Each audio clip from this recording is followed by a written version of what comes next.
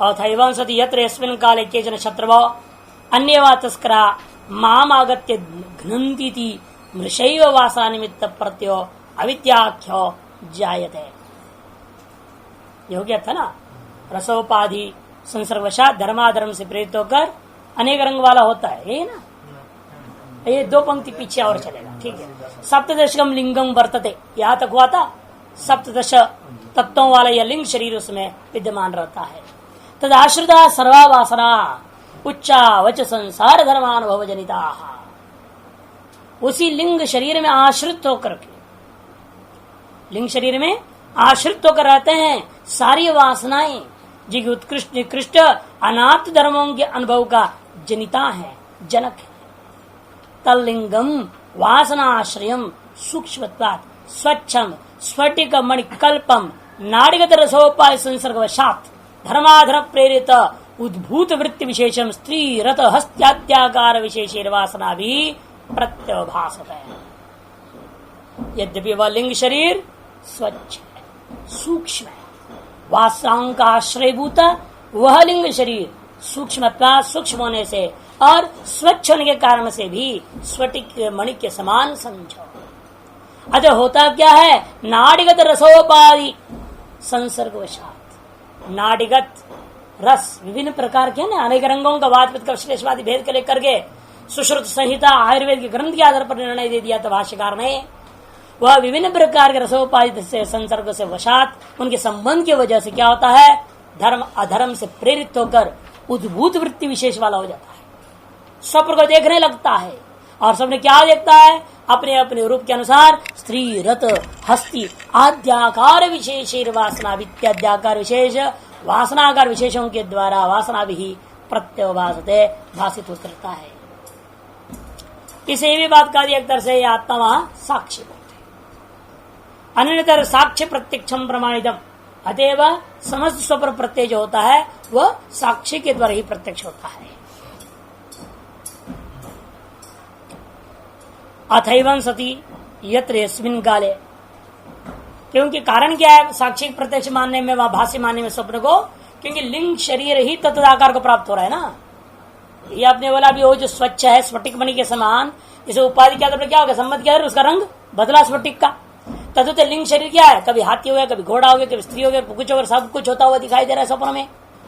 अरे दृश्य कोटि में आ गया लिंग शरीर, अतः दृष्टा कौन होगा वहां, साक्षी।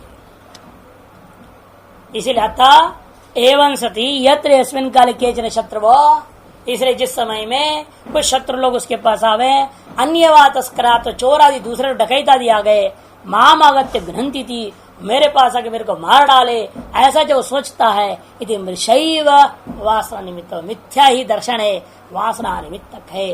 प्रत्यो अविद्याख्यो जायते, अविद्याख्य ही है वासना निमित्तक को प्रत्यय। तदेतद उच्यते एनं स्वप्रदृशं घ्नन्तीव इति, इसी बात को श्रुति ने कहा, एनं स्वप्रदृशं घ्नन्ति इव, तथा जिनन्तीव वशीकुर्वन्तीव। आपने आपको देख रहा है, मेरे वश कर दे रहे हैं, मेरे को जो है स्वतंत्रता खत्म कर दिया, मैं तो राजा था और अब मेरे को सबने वश में कर लिया, अपने अधीन कर लिया, अपने नाचना चाह रहे तो ठीक नहीं, ऐसा वो सोचता है स्वप्न में। न केचन घ्नन्ति ना वशीकुर्वन्ति, वास्तव में कोई उसका न मारने आ रहा है, न कोई उसको वश में ले रहा है, केवल तो अविद्या वासोद्भाव निमित्तम भ्रांति मात्र, केवल अविद्या का कार्यभूता वासना से उत्पन्न निमित्त को भ्रांति मात्र ही ज्ञान था वो। तथा ठीक उसी प्रकार से हस्ति व एवं विच्छायति विद्रावयति, विच्छादयति माने विद्रावयति, विधावयति, हस्ति व एवं विच्छायति है पाठ मंत्र में, उसका अर्थ विच्छायति माने विच्छादयति, अर्थात विद्रावयति धावयति इव इत्यर्थ है।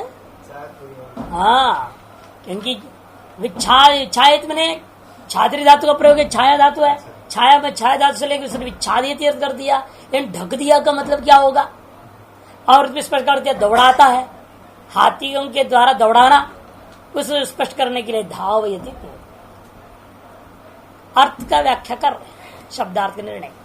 गर्तम इव पतति, गर्तम जीर्ण उपाधिकम इव पतंतम आत्मान उपलक्ष्यति, जीर्ण कुआं आदियों में, अंधकार के कुआं आदि में, गड्ढों आदि, भयंकर गड्ढे आदि में अपने आप को गिरता हुआ वो अनुभव करता है। तादृश्य मृषा वासनोद्भव उद्भवती अत्यंत निकृष्टा अधर्मोद्भाषित अंतःकरण वृत्त्याश्रया दुःख रूपत्वा अस्य तादृशी मृषा अत्यंत निकृष्टा अधर्मोद्भासिता अंतर्वृत्त्याश्रया वासना उद्भवा, वासना से उत्पन्न होती है जो वासनोद्भवती अत्यंत निकृष्टा कह दिया। 10 नंबर टिप्पणी करते जागृत भोगदम यद अर्जितम कर्म, जागृत कालीन भोग से जन जो अर्जित आपको अपना कर्म है, तस्य यत् फलम तत्र भुक्तम, वो फल को वहीं भोग कर लिया था, तस्य लेशो वासना, जैसे आपने भोजन खाया उसका फल भी तृप्ति यदि यहीं आप भोग कर चुके हो, लेकिन स्वकर्म फल यहां पर जो भोग कर चुका हूं, भोग करने के पश्चात उसकी वासना बनती है और वो वासना ही स्वप्न में काम करती है। इसे कहते हैं तस्य लेश वासना साच स्वप्न व्यज्यते, वह अभिव्यक्त हो गया। अभिव्यक्त होने पर यह मिथ्या ज्ञान पैदा होता है जो अत्यंत निकृष्ट होने के नाते हम कहते हैं ये जो है पापों का फल है। क्योंकि जिस प्रकार दर्शन किया, दर्शन किया, शत्रु आ रहे हैं, जगत आ रहे हैं, मार रहे हैं, लूट रहे हैं, काट रहे हैं, ये अनुभव कर रहा है वो, ये पाप का फल है। ये आप देख रहे हो अच्छा काम हो रहा है, सब अच्छा ही काम है, तो फिर तो पाप पुण्य का फल माना जाएगा स्वप्न में। पुण्य कर्मों की तो वासना है ना, दोनों प्रकार की वासनाएं बनती, पुण्य कर्म फल भोग का भी, पाप कर्म फल भोग का भी वासना बनते हैं। और जैसी वासना जो वासना उसे प्रकट होता है उसके अनुसार आपको जो सुख दुख का वहां भी अनुभव होता है।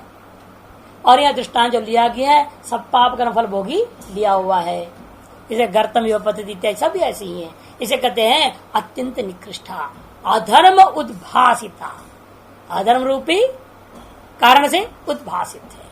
अंतगण वृत्त्याश्रया, अंतगण वृत्ति ही उसका अधिष्ठान है, बाहर कोई जगह नहीं है उसका, न भीतर न बाहर कहीं जगह नहीं उसको रहने को, वृत्ति में ही सब हो रहा है, दिख रहा है। दुख रूपत्वा, तो दुख रूप होने से उसको अत्यंत निकृष्टा इत्यादि मृषा वगैरह कह दिया गया। किम बहुना यदेव जागृत भयम पश्यति हस्त्यादि लक्षणम तदेव भय रूपम अत्र अस्मिन् स्वप्ने विनैव हस्त्यादि रूपम भयम अविद्या वासनया मृषैवोद्भूतया मन्यते। और यदि क्या कहा जाए, जो कुछ उस जागृत भय के कारणभूता हस्त्यादि लक्षण वाले पदार्थों को देखा था, उनको ही भय का कारणीभूता इस स्वप्न काल में भी बिना भी हत्यवादी का कोई है नहीं वहां। विनैव हस्त्यादि रूपम भयम अविद्या वासनया मृषैव उद्भूतया मन्यते, भय का कारण मान करके वहां पर भी घबरा रहा है। केवल अविद्या की कार्यभूता वासना से उद्भूत उस मिथ्याभूत को लेकर के भी वो भयम इति मन्यते। अथ पुनर्यत्र अविद्या अपकृष्यमाना, या तक कि था अविद्या और उसके कार्य का फल बता दे मंत्र में, तो अथ से जो शुरू होगा विद्या का आरंभ होगा। मंत्र में तावा सीता नाम नाट्य इत्यादि से आरंभ करके लोहित स्फुरणा अत्यत्र ग्रंथि इत्यादि से लेकर के जागृत भयम पश्यति तदत्र अविद्या अविद्या मन्यते, यहाँ तक अविद्या का स्वरूप लक्षण कार्य सब व्याख्या हो गया। अथ यत्र देव इव राजा इव अहम एव इदम सर्वस्मी इति, ये विद्या का मामला है। अथ पुनर्यत्र अविद्या अपकृष्यमाणा विद्या, अविद्या अपकृष्यमाणा विद्या, अविद्या को नष्ट कर देने वाली विद्या च उत्कृष्यमाणा, अविद्या उत्कृष्ट होती जा रही है। जैसे जैसे अविद्या घटती जाती है और विद्या बढ़ती जाती है, वैसे वैसे फल में अंतर देखने को मिलेगा। तेरे किम विषय किन लक्षणाचित उच्यते, वहां पर क्या विषय बनता है विद्या की, और विद्या का वहां स्वरूप क्या होता है, लक्षण क्या होता है बताइए। अत पुनर्यत्र मन यस्मिन् काले देव इव स्वयं भाति, देवता विषया विद्या यदा उद्भूता, देवता विषय जो विद्या जब उद्भूत हो जाती है जागृत काल में जैसा था तदा उद्भूतया वासनया, कि जागृत काल में भी देवभूत्वा देवान देव भावना आपने किया, और जो देव भावना आपने किया है उपासना आदि काल में, उसकी भी आपने कर्मफल भोग पाया, उससे आपका मन प्रसन्नता आनंद अनुभव हुआ है कि नहीं। तो भगवान की क्यों पूजा करते हैं लोग? दो ही रास्ता है, या तो कोई ना कोई फल के लिए करता होगा, या तो मन शांति मिलती है इसलिए कर रहे हैं, मन में प्रसन्नता बनी रहती है, सारा तनाव घर गृहस्थी का जो दूर होता है, इसलिए वो जान करके जाके बैठ जाता है। कई घरों में तो हमने देखा आदमी 2-2 घंटा बैठता है, पता लगा क्या बात है, क्यों 2-2 घंटा बैठता है? कहते हैं महाराज इससे तो हम उस चुड़ैल से बच जाते हैं। नहीं तो सवेरे उठते ही बराबर पत्नी अपना स्टार्ट करेगी ना अपना लिस्ट, ये लाइए वो लाइए, ये कीजिए वो कीजिए, और क्या कर से उठा झटपट गया, सोच वोच किया, अपने नया देवा बैठ गया पूजा पाठ। उठा 6 बजे, 7 बजे को बैठ गया, 9 बजे तक बैठा रहा। अब पत्नी क्या बोलेगी? कुछ नहीं बोल सकती। और 9 बजे हुई नहीं, जल्दी फटाफट नाश्ता लाओ, भागा 10 बजे फैक्ट्री ऑफिस भागा, छुट्टी पाई है हमने, तो चिल्लाते जो करना करते रहो। इसीलिए 2-2 घंटा बैठ रहे हैं माया से बचने के लिए। उन्हें फिर भी ये भी अच्छा ही है, किसी बहाना तो बैठ तो गया, लाभ ही लाभ उसमें भी। लेकिन उसकी भी तो वासना बनेगी, आखिर बैठा है कुछ तो चिंतन करता है, जब तो करता हो कुछ तो कर रहा है, पूर्ण पाठ ही कर रहा है, रामचरितमानस ही पाठ कर रहा है, मान लो गीता पाठ कर रहा है, कुछ तो कर रहा है, उसकी भी तो वासना बनेगी। और जो पीड़ा से बचने से एक शांति मिली है, उसकी भी वासना बनेगी। वे देव विद्या संबंधी वासनाएं भी तो स्वप्न में जगेंगे, तो पुण्य फल होगा। तो विद्या की वासना का जागृति हो गई, वही जागृत कालीन भोगान रूप पहले जान के दे रहे पुण्य के दिखाने के लिए। और उसकी जब पराकाष्ठा हो जाता है, विद्या की पराकाष्ठा में क्या होता है, वो अंत में यही कहेगा सर्वमेव अहम अस्मि, पहले देवोस्मि राजास्मि बन रहा है स्वप्न में, फिर धीरे सर्वमेव अहम अस्मि। उसी स्वप्न में समझा सर्वसन सर्वम पश्यति, जो अन्य उपनिषद में कहा है, वही सब कुछ हो गया और सब कुछ को देख रहा है। ये बात वास्तव में जब अनुभव में आ जाए तो वह ब्रह्म विद्या के निकट हो गया। अब ब्रह्मानुभूति उसको जागृत में भी बैठे हुए हो सकता है, कोई दिक्कत नहीं। उसी की ओर स्टेप बाय स्टेप ले जा रहे हैं, देखिए क्रमशः जा रहे हैं। जागृत काले यदा उद्भूता जागृत काले तदा उद्भूत वासनया देवम इव आत्मन मन्यते स्वप्ने अपि। आगे ना, जब आप जो है जागृत काल में उद्भूता विद्या का, कौन सी विद्या? देवता विषयिणी विद्या, देवता विषया यदा जागृत काले उद्भूता तदा उद्भूत या वासनया, तब क्या होता है, उससे वासना बन गई और वह वासना में उद्भूत हो गई। कहा? स्वप्न में। तब देवम इव आत्मान मन्यते स्वप्ने अपि तद उच्यते, उसी को श्रुति ने कहा देव इव राजा इव, राजा की व्याख्या करते। उसी प्रकार राज्यस्थो अभिषिक्त स्वप्ने पे राजा अहमिति मन्यते राजवासना वासिता। राज्यस्थ, राज्य में स्थित होकर के राज पद पर अभिषिक्त जो पुरुष है उसकी वासना जागृत हो गई, जो जागृत काल में उसको वासना बन गया कि मेरे को अभिषेक किया जा रहा है, मैं जो राजा हो रहा हूँ, ऐसे ऐसे उसके अंदर बन गई। उसका जो उपभोग करने का फल स्वरूप वासना बनती है, वह वासना राज्य संबंधी वासना जागृत हो गया स्वप्न में। तो स्वप्न में क्या बोलता है वो? राजा हम इति मन्यते राजवासना वासित, राजवासना से वासित होकर ऐसा अनुभव करता है। एवं इसी प्रकार से अत्यंत प्रक्षीयमाणा विद्या, आगे ना, जब ये तो थोड़ी अविद्या दूर हुई है, विद्या थोड़ी थोड़ी आगे बढ़ी तो पुण्य कर्म फल दिखाई देने लग गए। जब पूरा विद्या के नाच चलता है तो पूरे ही स्वप्न आते रहते हैं। ये विद्या थोड़ी बढ़ती है, थोड़ा उपासना पूजा पाठ सब करता है, जब तब उसे स्वप्न अच्छे आने लगते हैं। ऐसे बहुत सारे भक्त उनका वर्णन करते हैं, उनका स्वप्न सदा भगवान ही दिखते हैं, भगवान के साथ खेल रहे हैं, घूम रहे हैं, खा रहे हैं, पी रहे हैं, नाच रहे हैं, भजन हो रहा है, कीर्तन हो रहा है, सब देख रहे हैं। उनकी वासना ऐसी बन गई ना कि जागृत में भी वो सदा उसी में लीन रहते थे, अतः उसकी वासना बनी तो उसके अनुसार स्वप्न में देखने लग गए। लेकिन इस तरह से अविद्या बिल्कुल खत्म हो जाए, अविद्या पूर्ण रूप में भाषित हो जाए, तब क्या होगा? जैसे जागृत काल में विद्या की महिमा पराकाष्ठा पे पहुंच जाए तो क्या होगा? जागृत सबका जिसको भी देखोगे भाई भगवान, सब में भगवान दिखाई देगा। इसने महात्माओं को आदत डाल दिया, ओम नमो नारायण है बोला करो कम से कम। अरे बोलते बोलते दिखाई भी देने लगेगा, सब में नारायण, कल्याण हो जाएगी। लेकिन आजकल वो भी नहीं बोलते। क्या है? जबान भी गूंगा हो गया। ज्यादा मुसलमानों को जैसे यूं कर दे, थोड़ा झुक देता, प्रणाम हो गया। अरे ओम नमो नारायण आया बोलो। अरे ओम नमो नारायण नहीं बोलते, चलो आधी बोलते हैं लोग, तो ओम नमो बोल के नारायण नारायणाय पूरा नहीं बोलते हैं। अरे कुछ तो नारायण नारायण तो मुख से निकल गया, वो भी ठीक है, धीरे धीरे वृत्ति से बन जाएगी। नहीं ऐसे कोई नहीं,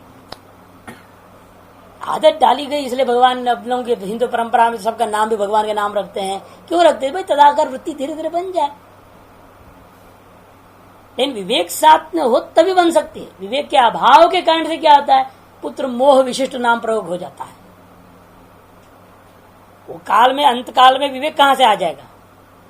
नाम भले आ भी जाए, विवेक नहीं आए तो काम चलेगा नहीं। इसलिए विवेक से विशिष्ट होकर के ही कार्य संपादन हमेशा नाम उच्चारण आदि करनी चाहिए। इसलिए वहां पर क्या करते? योग सूत्र कार्य तज्जपस तदर्थ भावनम, केवल जप करने से चलता नहीं, उसके अर्थ की भी चिंतन करो। जब चिंतन किए बिना, अर्थ चिंतन किए बिना उसकी वासना नहीं बनेगी। जब अर्थ की वासना नहीं बनती तो अनुभूति में कैसे आएगा चीज? अब जैसे आपको 10 शब्द को रटा दिया हमने, शब्द आपको रटा हुआ है, फिर सामने दे दे ये चीज का नाम क्या, देखते रह जाओगे, बता ही नहीं सकते हो, क्योंकि जानते हो उसका नाम, आप जानते हो। वो 10 जो रटाया है वो 10 में से एक शब्द इसका नाम है, लेकिन अर्थ के साथ बोध कराया था क्या? और आपने कभी अर्थ चिंतन किया? नहीं किया। इसलिए वस्तु सामने आने के बावजूद भी शब्द प्रयोग नहीं कर पाते। अतः शब्द केवल रटना तोता जैसे वो निरर्थक हो जाता है। अर्थ चिंतन की बिना वस्तु की अनुभूति नहीं होती। वस्तु की अनुभूति के उसकी दृढ़ वासना नहीं बनेगी। दृढ़ वासना के नाम ब्रह्मास्म अनुभव कैसे होगा? रटने से थोड़ी होगा। इसलिए श्रुति स्मृति का श्रवण मनन निध्यासन क्यों कहा गया? ऐसे श्रवण करने में से हो गया, मन निध्यासन की जरूरत नहीं, काम चलता नहीं श्रवण मात्र से, क्योंकि उसका अर्थ मनन करना जरूरी है। अर्थ मनन की वासना दृढ़ होते होते तभी उन्होंने कहा विद्या सर्वात्म विषय यदा उद्भूता। क्या हो गया है? अविद्या अत्यंत प्रक्षीणया। अविद्या, अविद्या क्या हो गई है? अत्यंत प्रक्षीण हो गई। और उद्भूता च विद्या, विद्या उद्भूत हुई। कौन सी विद्या उद्भूत हुई है? सर्वात्म विषय यदा उद्भूता तदा स्वप्नेपि तद्भाव भावितो अहमेव इदं सर्वस्मीति मन्यते। जागृत काल में इस प्रकार की यदि सर्वात्मिक विद्या उद्भूत हो जाए तो उसी के अनुसार आप सभी में उस आत्मा का अनुभव करने लगोगे, और ऐसी उसी की वासना बनेगी तो स्वप्न में भी उस सर्वात्म विषय को वासना से भावित होकर के, वासित होकर के आप यही अनुभव करेंगे अहमेव इदं सर्वस्मीति मन्यते। स यह सर्वात्म भाव, वह यह जो सर्वात्म भाव है यही आत्मज्ञान का फल है, यही विद्या का वास्तविक फल है। स्वस्य आत्मना परमोलोक, वही इस आत्मा का परमोलोक, परमा आत्मभाव स्वाभाविक, जो सर्वोत्कृष्ट आत्मभाव है, जो स्वाभाविक है, वो यही है कि अहम एव ब्रह्म, नहीं अहम ब्रह्म सर्वंच ब्रह्म, सर्वमिदम आत्मा। ऐसा होता यही विपरीत है। अहम एव ब्रह्म पकड़ ले हैं लोगों ने, है कि नहीं? सर्वम ब्रह्म दो नहीं मानते कोई, तो इसलिए समस्या हो जाती है अनुभूति में। जैसा वासना वैसा अनुभूति तो होगा। आसुरी वेदांत की वासना बनाओगे तो आसुरी वेदांत की अनुभूति होगी, दैवी वेदांत की वासना बनाओ तो दैवी वेदांत की अनुभूति होगी, है ना? इसलिए जागृत काल में कहा आसुप्तेर अमृतेर कालम निरंतर वेदांत चिंतया, निरंतर वेदांत चिंतन नित्य आसुक्ति काल पर्यंत, और इत्यादि इसी प्रक्रम से मरण काल पर्यंत करनी चाहिए। यद्यपि जैसे कल चर्चा हुई तो होती रही थी, आप बता रहे थे भाई विरक्त होंगे, कोई इज्जत, विद्वान की कोई इज्जत नहीं होगी। विद्वान को इज्जत चाहिए भी नहीं। यदि इज्जत चाहिए तो फिर विद्वान का है का, और विरक्त कहेगा यदि वो चाहता है अभी मान सम्मान। इसलिए हम दूसरों की दृष्टि से कह सकते हैं कि भाई इनकी जो है इज्जत होनी चाहिए, ये दूसरा कह सकता है, लेकिन वो नहीं चाहता। ये चाहेगा तो ब्रह्मज्ञानी हो नहीं पाएगा। इसलिए हम इन चीजों को देखना नहीं है, हमें क्या मिल रहा है क्या नहीं मिल रहा है, कौन सम्मान कर रहा है कौन नहीं कर रहा है। निकट आ रहे गुरु पूर्णिमा, इतने वर्षों से आते आया है और हमने कभी नहीं देखा कौन विद्यार्थी आया कौन नहीं आया। आवे आवे नहीं आवे हमें क्या जाने, वो जाने, उसके कर्म जाने, उसके भाव जाने, जैसा करोगे वैसे फल भुगतोगे, हमारा क्या जाने। हमने कभी नहीं देखा, लिस्ट नहीं बनाया कौन कौन नया आया, अच्छा ये नहीं आया, उसको अगला दिन से टॉर्चरिंग शुरू हो जाता है। ऐसे भी आचार्य लोग हैं। और हम तो कहते हैं नाम आचार्य ना शिष्य कोई, नाम गुरु है ना कोई शिष्य है, कुछ नहीं है। ठीक है, हम भी अपना प्रारब्ध कर्म शरीर का अपक्षय करने जा रहे हैं, धीरे धीरे शरीर क्षय हो रहा है। वो क्षय काल में बीच बीचों वाणी 1-2 घंटा वेदांत चर्चा कर लेती है, और आप भी अपने आयु क्षपण करते करते कुछ श्रवण करके चले जा रहे हैं, इतना ही तो हो रहा है। अब उसको लेकर के अनावश्यक नहीं मैं गुरु तुम छेड़ाओ, तुम पूजा करना चाहिए, ये तो अनावश्यक जो है ना गठबंधन हो जाता है। भावना पर छोड़ दो, वो ठीक है। लेकिन ये सब समस्या तभी आती जब विद्या में अहम में वो ब्रह्म हो जाता है। तब ये रहेगा ना आप ब्रह्म नहीं है, हम आपको ब्रह्म बना रहे हैं, बना दोगे तो फिर चौपट हो जाओगे। जो बनाया गया तो बिगड़ेगा जरूर। कि आप हलवा पूड़ी बनाते तो बिगड़ता नहीं क्या, बिगड़ेगा ही। हम आपको ब्रह्म बनाने का प्रयास करेंगे तो सबसे बड़ा बेवकूफी का काम है वो, आपको ब्रह्म बनाया नहीं जा सकता। यदि आप सोचे मैं आप ब्रह्म था और सामने ने मुझे ब्रह्म बना दिया तो समझो निश्चित रूप से तुम बिगड़ोगे। इसलिए तुम ब्रह्म हो। आप ब्रह्म की जो भ्रांति हुई है उस भ्रांति को दूर करने के लिए हम और आप दोनों बेटे विचार कर रहे हैं। एक लौकिक व्यवहार मात्र के लिए व्यवस्था होती है। सुखदेव महाराज आ गए तो ऊंचे सिंहासन पर बिठा दिया, नारद जी सब इधर उधर बैठे और भी अलग अलग सिंहासनों में। वर्णन आते ना भागवत, क्यों ऐसे? ये तो सुखदेव महाराज अपने आप को परीक्षा से किसी अभिन्न मानते हैं। लोक व्यवहार दृष्टिया ठीक है, उसमें भी है ना एक राजा जयवली का प्रकरण में, और वो 2 थे दालबी वगैरह, 2 गए, दोनों ब्राह्मण थे। यदि में ज्ञान किसके पास था? राजा के पास, और उन दोनों के ब्राह्मणों से अधूरा था। फिर भी क्या किया उसने? दोनों को ऊपर बिठाया, अपने नीचे बैठ गया। एक लौकिकी व्यवहार है ये, उपाधिकृत व्यवहार का अपलाप नहीं किया जाता है, लेकिन उपाधि में निष्ठा नहीं होनी चाहिए। व्यवहार मिथ्या व्यवहार करते रहो, एक नाटक जैसे होते रहो। क्रोध भी करो, क्रोधित मत हो जाओ। क्रोधित होना अलग चीज है, क्रोध को करना अलग चीज है। क्रोध को किया जाता है दूसरों के भला के लिए, क्रोधित हुआ जाता है अपना नाश के लिए। और क्या चाहते हो अपना निर्णय करना है। अपनी रक्षा के लिए भी क्रोधित हो सकता है व्यक्ति, क्रोध कर सकता है, लेकिन क्रोध का करने में और होने में बहुत अंतर होता है। और आप क्रोधित हो जाते हैं तो बात गलत है, उससे अपना ही नाश होता है। दूसरे का भला हो या ना हो भगवान ही जाने। लेकिन यदि हम अपनी रक्षा हेतु कर रहे हैं या दूसरे की भला के लिए कर रहे हैं तो फिर करना पड़ेगा। क्रोधित करना अलग चीज होती है, वो एक्टिव हो जाता है। आप जान रहे हैं, जैसे हम कई बार बताते हैं, कल्याण दास जी महाराज थे अमरकंटक में, वो 1 घंटा पूरी नाटक करते थे। इसका पहले बोल दिया था, देखो बुरा मत मानना। और पंचम षष्टम सप्तम पता नहीं कितने वेदों को उन्होंने प्रयोग कर डाला। ऐसी गालियां हमने कभी दुनिया में सुनी नहीं। सब नौकरों को खड़ा कर दिया लाइन से, देव माँ बहन हर चीज बोलना, इतनी गाली इतनी गाली। 1 घंटा भयंकर। अरे चले आप सब मेरे सामने। सब चले गए, देख ले सब चले गए। तब तक लाल टमाटर हो गए, आंखें लाल, सब बाल हो रहा। देखा चले गए, एक मंजन मांझते लगे। देखा बोलते हैं ऐसे ही होता है, नहीं तो आश्रम नहीं चलेगा। सब बर्तन भांड ले जाएंगे, घर ले जाएंगे, देख कुछ भी नहीं रहेगा यहाँ पे। तो इसलिए करना पड़ता है। तो वो करना, उसमें आप अपना रक्षा और स्थान की रक्षा, लोगों की सेवा, सब कुछ हो रहा है ना, सबकी भला है उसमें, स्वार्थ किंचित अपि नहीं। वो होता है क्रोध करना, एक्टिंग। सारा जीवन ही ऐसा होनी चाहिए, हर लीला हर व्यवहार लीलावंत होना चाहिए। शास्त्र दृष्टिया तो वामदेव वत, इसलिए कहा था मैंने, ब्रह्मसूत्र पढ़ चुके हैं सूत्र।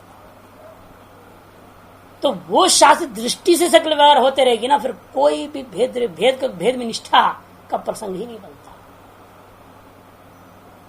व्यवहार हो रहा है ठीक है, जैसा भी होता है, कोई उसमें कि स्वप्न में जैसा भी हो जाए, आपको क्या हो रहा है। यदि जागृत कोई स्वप्न हो, तीसरे तो बताए त्रयावसता त्रय स्वप्ना कहा था ना ऐतरोपनिषद में। तीनों के तीनों जागृत स्वप्न सुषुप्ति तीनों ही क्या है, स्वप्न तुल्य मिथ्या ही है, कह दिया। इसलिए यहां पर कहते देखो कि ये परम आत्मभाव स्वाभाविक युक्त सर्वात्म भावात अर्वाक बालाग्र मात्रमपि अन्यत्र न दृश्यते नाहम अस्मीति। यदि इस सर्वात्म भाव से पहले बालाग्र मात्र किंचित अपि लेश मात्र भी दिमाग में आ जाए, अन्यत्र दृश्यते, भेद दृष्टि आ जाती है।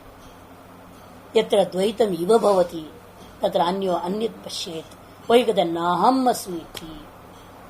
तद अवस्था अविद्या, उस अवस्था का नाम ही अविद्या। तया अविद्या ये प्रत्युपस्थापित अनात्म भावा लोकाः ते अपरमाः स्थावरांताः। तारिश अविद्या के द्वारा उपस्थापित अनात्म भाव क्या है, ये समस्त लोकाः ते अपरमाः। कौन है ये सब, स्थावर जंगम जितने भी स्थावरांताः तान संव्यवहार विषयां लोकान अपेक्षा। वह जो हमारे संव्यवहार का विषय होता है, लोको स्थावर जंगम पदार्थों की दृष्टिकोण से कहा जा रहा है, अयम सर्वात्म भाव समस्त अनंतर भाइयो स्वस्य परमो लोक।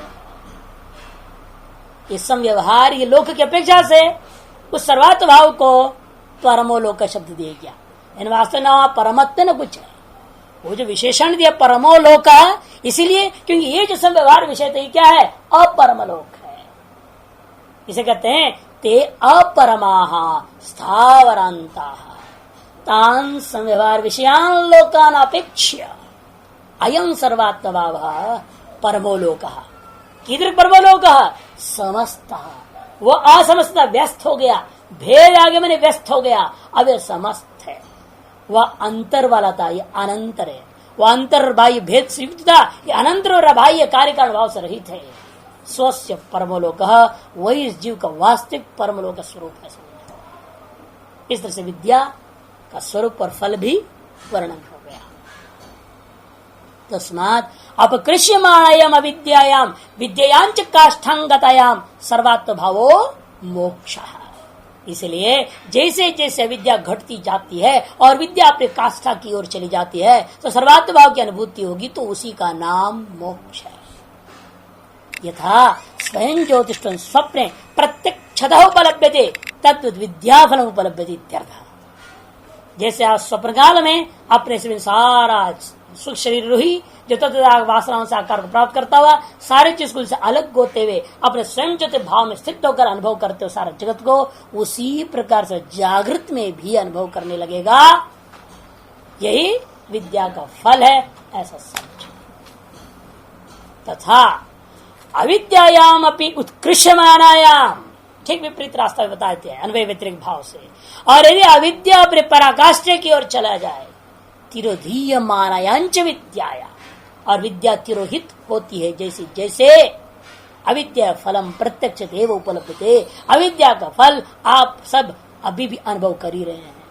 अथ यत्रेनं घ्नन्ति व जिनन्ति व इति, उसी को पूर्व में वर्णन किया था, मरने के समान, जीने के समान, वश में करने के समान इत्यादि इत्यादि। ते विद्या विद्या कार्य सर्वात्म भाव परिच्छिन्नात्म भाव। इसलिए समझ लो विद्या का कार्य सर्वात्म भाव, अविद्या का कार्य परिच्छिन्नात्म भाव। विद्या शुद्धया सर्वात्मा भवती। इसलिए विद्या भी कैसी शुद्धया, जो पराकाष्ठा पहुंची है। जब तक श्रवण हो रहा है, मनन हो रहा है, निध्यासन भी हो रहा है, जब तक तब तक विद्या शुद्धिकरण को प्राप्त हो रहा है। इसी को हम लोग अंतःकरण शुद्धि करते हैं। जैसे इसे अंतःकरण शुद्ध हो जाता है वैसे इस आनंद की मीमांसा भी आपने देखा। आनंद मीमांसा है क्या? जिसका जितना अंतःकरण विशुद्ध होता है, अकामहतस्य श्रोत्रियस्य अव्रजिनस्य, इसे विशेषण दिया। जैसे जैसे ये घटते जाएंगे उतनी ही विद्या उसकी उत्कृष्ट होते जाएगा, उतनी ही वो आनंद में लीन होते जाता है। जब पूर्ण रूपेण विद्या का मामला समाप्त, पूर्ण रूपेण कामना समाप्त, पूर्ण रूपेण पाप संबंध समाप्त हो जाता है, तब वह पूर्ण आनंद अनुभव करने लगता है। उसी को यहाँ पर आनंद मीमांसा का एक दूसरी शब्दावली है, विद्या शुद्धिया सर्वात्म भवति, अविद्या च असर्वो भवति, अन्यतः कुतश्चित् प्रविभक्तो भवति। असर्वो भवति का मतलब अन्य अपने से भिन्न दूसरे को मानता है, उससे मैं अलग हूं, ऐसा भेद बुद्धि वाला हो जाता है। यथा प्रयुक्त भवति तेन विरुद्धते, जिससे वो पृथक हो अपने आप को मान रहा है उसके साथ उसका विरोध जरूर होएगा। विरुद्धत्वात् हन्यते जीयते विच्छाद्यते च, जिसने विरोध है इसलिए उसको भय आ जाता है, मैं मरूंगा, मेरे को वश में ले लेंगे, मेरे को भगाएंगे, मेरे को वो होगा, मेरे को वो होगा, ये सब व्यवहार होता है। असर्व विषयत्वेच भिन्नत्वादि तद्भवति, इसलिए असर्व विषय आत्मापन्न हो गया है, अति भिन्न भेद होने से ये सारी चीजों का भय का अनुभव करता है। समस्तस्तु सन्कुतो विद्यते, ये जो समस्त को अपने से अभिन्न मान रहा है, तो बताओ किससे उसका भेद सिद्ध होगा? केन विरुद्ध्यते येन विरुद्ध्येत विरोधा भावे केन हन्यते, जिससे विरोध हो ऐसा दूसरा कौन है जिससे भिन्न हो सकेगा? जब उससे है नहीं विरोधा भाव है फिर तो केन हन्यते जीयते विच्छाद्यते वह। अब किससे उसका हनन होगा, किससे उसका जो इच्छा अवशीकरण होता है, कौन उसको भगाएगा? अतइदम अविद्यायाः सततम उक्तम भवति, इसलिए मंत्र का जो है 3/4 लगभग जो है ना अविद्या को पूर्ण रहस्य के साथ समझा दिया, अपने कार्य रही सहित स्वरूप का वर्णन कर दिया। और अंतिम जो हिस्सा था सर्वात्मानं संतम असर्वात्मात्मेन ग्राह्यति, यह विद्या की महिमा है। आप सर्वात्मा है, फिर भी आपको ऐसा होते हुए को भी असर्वात्म रूप से आपको बोध कराते रहता है, सदा बोलते रहता है। इसको वहां पर कहा ना अहंकारो दियम रूदे, ये अहंकार जो उल्टी पटरी पड़ाते रहते बुद्धि को, तुम असर्व हो, तुम असर्व हो, तुम असर्व हो बोलते रहता है। मैं हूं तुम हो, मैं हूं तुम हो, भेद जाता है। तुम मेरे अंडर रहो, चुप रहो, जैसे को वैसे करो।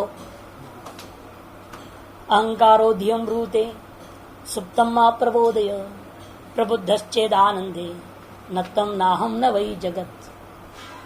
ये अहंकार निरंतर बुद्धि को पटरी पड़ा रहा है, ये सोया है, अविद्या की महिमा में मस्त है, ऐसे इसको रहने देना, इसको जगने ना दो, बस मैं और तुम मौज करते रहे। इसमें क्यों फालतू की जो है इसको जगाने के प्रयास कर रही है, क्यों विवेक कर रही है, क्यों उपनिषदों को पढ़ रही है? मत पढ़ा कर। यदि ये आनंद में जग जाएगा, सबसे पहले तू तो स्वाहा हो जाएगी, पढ़ने लिखने वाली ही, और फिर मेरे भी नाश कर देगी और सारा जगत भी मिथ्या हो जाएगा। इसे अहंकार का खेल है, वो पटरी पढ़ाता है बुद्धि को। तुम विवेक वैराग्य मत करो, मोक्ष मत करो, है कि नहीं? वो कहा चाहता है कि भाई तुम सदा इच्छा किसी करोगे? गद्दी की इच्छा करो, महंत की इच्छा करो, मठ की इच्छा करो, बस इन्हीं संसार की इच्छा करते रहो, और उस इच्छा को मैं पोषण करे, जो जो जरूरत पड़ेगा सब मैं क्या करूंगा पीछे, तुम चिंता मत करो। बस उसको लगाया रखा है, वो बेचारी लगी हुई है, न विवेक होता है। विज्ञानवान सारथी, इसलिए कठोपनिषद ने कहा विज्ञानवान सारथित्वपन लाना पड़ेगा, उसके बिना कार्य सिद्धि नहीं होगा। आत्मान असर्वम आपादेति, और जो यद्यपि आत्मनो अन्यद्वस्तंत्रम अविद्यमान प्रतिस्थापित, आत्मा से भिन्न कोई दूसरा वस्तु ही नहीं है, बल्कि ये अविद्या करती क्या है? अविद्यमान वस्तु को भी उपस्थापित कर देती है, और आत्मान असर्वम आपादेति, उसके साथ संबंध जोड़ करके इस आत्मा को असर्वभावना का आपादन कर देती है। ततस्तद विषय कामो भवति, तब क्या होगा, उस विषय की कामना होगी। ये तो विद्यते, जिसे अपने आप को भिन्न कर लिया। कामत क्रियाम उपादते, और काम के कारण से क्रिया करने लगता है। तदा फलम तदेतु दुक्तम, उसके बाद उसको फल भोग होता है। यही चक्र इसका चलते रहता है। वक्ष्यमाणंच यत्र द्वैतम भवति, इस बात को आगे भी कहने वाले, यत्र द्वैतम भवति तत्र तद इतरम पश्यति इत्यादि। इदम अविद्यायाः सततम सहकारेण प्रदर्शितम, इस प्रकार से विद्या को उसके अपने कार्य के साथ उसके महिमा को दर्शा दिया गया। विद्यायाश कार्यम सर्वात्मभाव प्रदर्शितो अविद्यायाः विपरीण, अविद्या का विपरीत विद्या का कार्य तो सर्वात्मभाव, वह भी इसका अंतिम हिस्से में समझा दिया गया है। साच विद्या न आत्म स्वाभाविको धर्मो। अब असली बात पे लौटते हैं, जिसकी शास्त्रार्थ पहले काफी हुआ था, उसे लौट रहे हैं। साच विद्या, वह विद्या जो चीज है वो आत्मा का स्वाभाविक धर्म नहीं है। यस्मात् विद्यायाम उत्कृष्यमाणायाम स्वयं अपचीयमाना सती काष्ठांगत्या विद्याम परिनिष्ठिते सर्वात्मभावे सर्वात्मना निवर्तते। केवल वह विद्या का बढ़ते ही बढ़ते धीरे धीरे वह अपचीयमाणायाम नष्ट होती जाती है। इतना ही नहीं, बल्कि सती काष्ठांगतायाम विद्यायाम, जब विद्या अपने पराकाष्ठा को प्राप्त होकर के परिनिष्ठित सती सर्वात्म भावे, अपने सर्वात्म भाव में ऊपर निष्ठित जब हो जाए, सुस्थिर हो जाए जब, तब सर्वात्मना निवर्तते, तो सर्वात्म भाव के द्वारा वह विद्या सदा सदा के निवृत्त हो जाती है। उसी प्रकार जिस पर रज्ज्वाम में सर्प ज्ञानम रज्जु निश्चय, रज्जु का निश्चय में आपकी दृढ़ स्थिति बन जाती है। जैसे सर्प का जिस प्रकार से निवृत्ति ज्ञान आदि सहित होता है, उसी प्रकार से आगे समझा है। तच्च उत्तम, इसी बात को अन्यत्र कहा, यत्र तो सर्वमात्मभूत तत्केन कम पश्येत इत्यादि। तस्मात् न आत्मधर्मो अविद्या, नहीं स्वाभाविक से उच्छित्ति कदाचित उपपद्यते, इसलिए आत्मा का धर्म अविद्या नहीं हो सकता। यदि आत्मा का धर्म होता वो स्वाभाविक होता, जो स्वाभाविक है उसको उच्छेद कदापि कोई कर नहीं सकता है।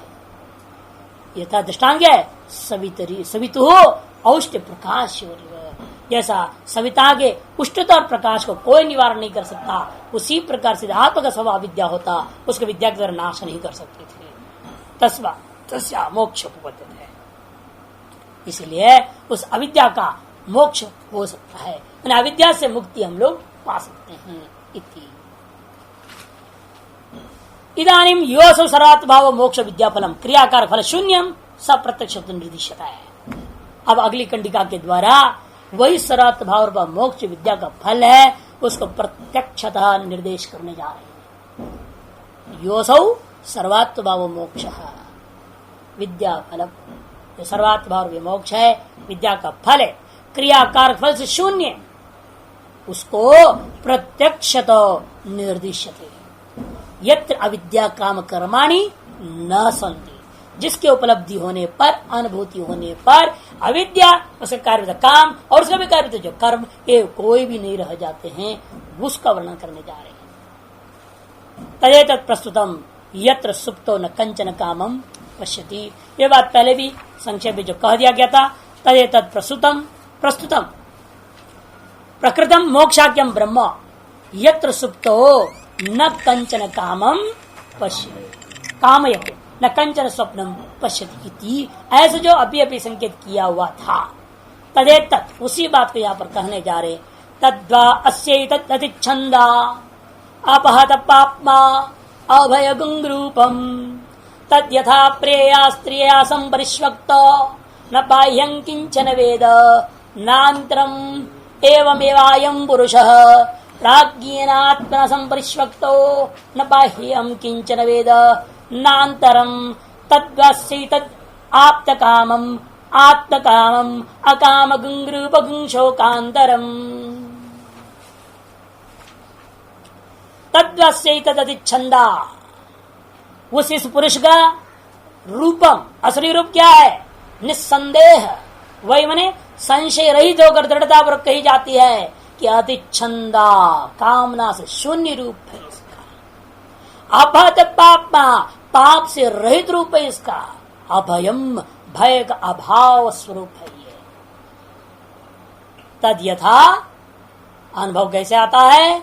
जैसे व्यवहार में अपनी प्यारी पत्नी के साथ आलिंगन किया वह पति का होता है स्थिति, प्रिया स्त्रिया संपरिश्वक्त न बाह्यं किंचन वेद नांतरमेवं। न वह बाह्य कुछ वस्तु को जानता है, न आभ्यंतर किसी वस्तु को ही जानता है। वह एक हो गए हैं तो एक ही भूत हो जाते हैं, सब कुछ भूल जाते हैं और एक विलक्षण आनंद का अनुभव करते हैं। ठीक उसी प्रकार से लेकिन वह क्षणिक औपाधिक उपाधि जन्य अविद्या विशिष्ट है। एक दृष्टांत मात्र के लिए समझाया जा रहा है। एवं एवं अयम पुरुष प्राज्ञेन आत्मना, जब उसी प्रकार से यह पुरुष अपने परमार्थ दर्शन के साथ एक ही भूत हो जाता है, वह न कुछ बाह्य विषय को देखता है न भीतर कोई विषय को देखता है। इसलिए वह यह इस आत्मा का मानो आत्म काम स्वरूप है, आप्त काम स्वरूप है। आप्त कामम आत्म कामम अकामम काम रहित और शोकांतरम मैंने शोक रहित स्वरूप है। इस प्रकार से स्पष्ट निर्देश कर दिया। भाष्यकार कहते देखिए, तदे तद्वा अस्य रूपम, ऐसा अन्वय हो जाए सीधा। तद्वा एतद अस्य रूपम, वह यह जो पूर्व में कहा हुआ मोक्षकालीन पुरुष का यही स्वरूप होता है। क्या रूप होता है? यह सर्वात्मभाव स्वस्य परमलोकित्युक्त, जो पूर्व मंत्र में यह जो सर्वात्मभाव जिसको उसका उस पुरुष का परमलोक करके वर्णन किया गया इत्युक्त, तद उसका असली रूप का वर्णन इन शब्दों से हो सकता है। क्या शब्द है? अतिच्छंदा। यद्यपि छंदा स्त्रीलिंग जैसे दिखता है, वास्तव अतिच्छंदम इत्यर्थ कि रूपम का विशेषण है रूप परत्वात्। रूपम जब नपुंसक लिंग है, ये कहां स्त्रीलिंग पुल्लिंग प्रयोग कर दोगे आप? इसे अतिच्छंदम इत्यर्थ रूप परत्वात्, रूप विशेषणत्वात् इत्यर्थ। छंद कामो अतिगत छंद यस्माद् रूपात् तद अतिच्छंदम रूपम। छंद माने कामनाएं इच्छाएं, वह है नष्ट हो चुका है जिससे। अतिगतः छंदो यस्मात्, इसे समास का स्वरूप बता दिया। अत्यादि क्रांताद्यर्थे कर लो। हाँ, छंदो यस्मात् रूपात् तद रूपम अतिच्छंदम, उस स्वरूप का नाम अतिच्छंद स्वरूप हो गया। अन्योसौ शांतः छंद शब्दो, लेकिन ये अलग है। छंद अदंत शब्द अलग है, छंदस शांत शब्द अलग चीज है। शांत और अवर्णांत स्वरांत अलग, हलंत एक और अजंत दो शब्द है। छंद जो अजंत है वो इच्छा कामना अर्थ वाला है। छंदस ये जो शांत है वो गायत्री छंदों का वाचक होता है, अक्षरों की संख्या के बोधक होता है।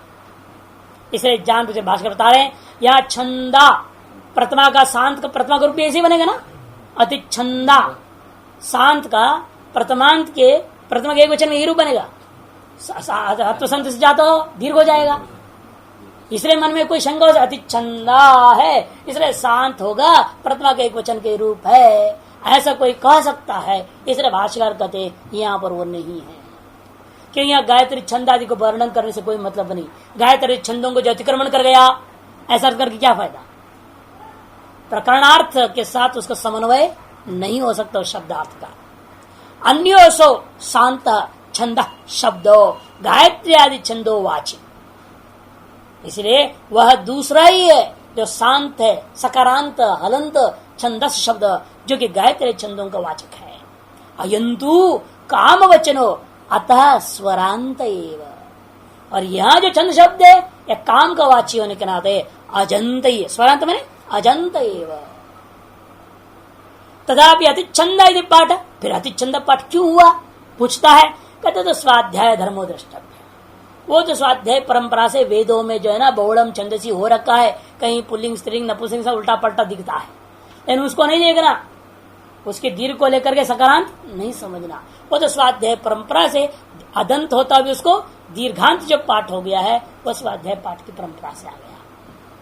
स्वाध्याय धर्मो द्रष्टव्य अस्ति चलो के काम वचन प्रयुक्त छंद शब्द स्वच्छंद परच्छंद इत्यादि कि लोक में भी अदंत छंद शब्द को काम के पर्यायवाची प्रयोग करता हुआ देखने को मिलता है। लोग कहते हैं स्वच्छंदचारी है, लेकिन अपने मन माने चलता फिरता है, अपनी मर्जी मन मर्जी चलता है, ये अपनी इच्छा के मुताबिक दौड़ रहा है, उसको बोलते हैं स्वच्छंद है। और गए परच्छंद है, माँ बाप की आज्ञा के अनुसार चलता है, कितना बढ़िया लड़का है ये।